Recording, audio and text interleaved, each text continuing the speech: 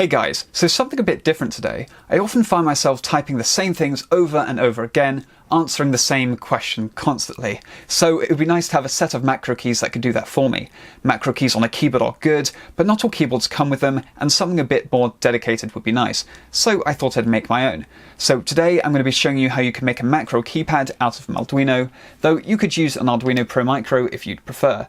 So what even is this Malduino? Well, it's a keyboard injection tool, useful for pen testers and pranksters. It acts as a keyboard, typing things very, very fast. The general idea is that you can put scripts on a micro SD card in the back here, select the script you want with the dip switches, then it'll execute when you plug it in. You can do a whole bunch of cool stuff with it, so if you want to learn more, I'll leave a link in the description. Though today we're just using it to emulate a keyboard. So for this project, I thought I'd utilise my 3D printer. So I went on Thingiverse and I found this. It's a kind of keypad housing kind of thing. It comes with a few keycaps, so that's nice. So the idea here is that you put a button underneath one of these holes, and then a keycap on top, and then push the button down, and it pushes it, essentially. So this is where the Malduino comes in. So you can see it's got a set of dip switches. So what we're going to do is solder on the terminals of each button onto the top and the bottom of each switch. So that will allow us to use these buttons instead of the switches. So I'm going to have to go and redesign this, as it's not exactly how I want it. So let's go do that. So this is the housing I came up with. It has a row of 4 buttons here. It has some spaces to keep it up from the ground. It has a hole to let the cables through to the Malduino, which will be seated right here. Some protection on the sides for that to keep it in place.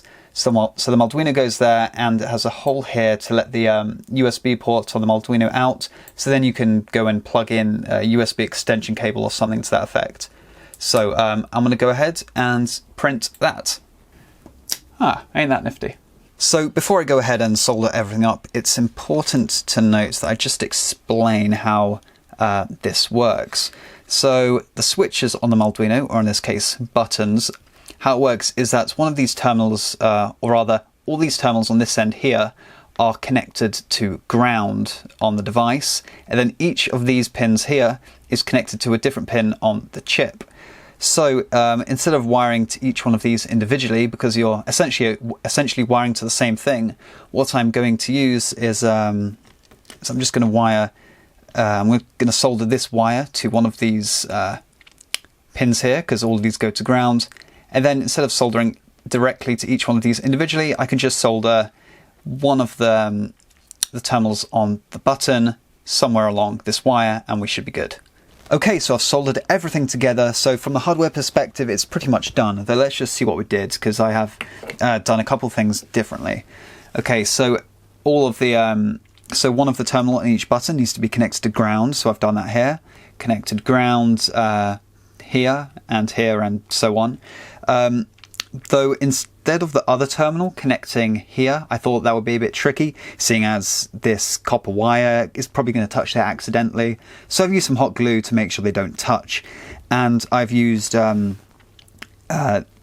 diagonal terminal here, because how it works is that the diagonal terminals are kind of congruent. When you push the button, this terminal and this terminal are connected, as well as this one and this one. So it's just something to keep in mind. So I've done that for each one, as you can see, and they're all connected up to their corresponding terminal on the Malduino end of things. It's a bit tricky since single gauge wire, but I got there in the end. Oh, and of course I've hot glued down the buttons. They click nicely. So obviously this isn't going to plug directly into a USB port, so that's why I've got this USB extension cable. How does that go in? Like that. So that should go in, and now it just needs programming. Okay, so I've whipped up a quick sketch in the Arduino IDE. It's really very simple, though I'll explain it quickly. It's all set up and working. If I push a button, well, I'll show you in a second. I'll explain it first. Okay, so it includes keyboard.h. That's the library we're going to need to use in order to emulate a keyboard.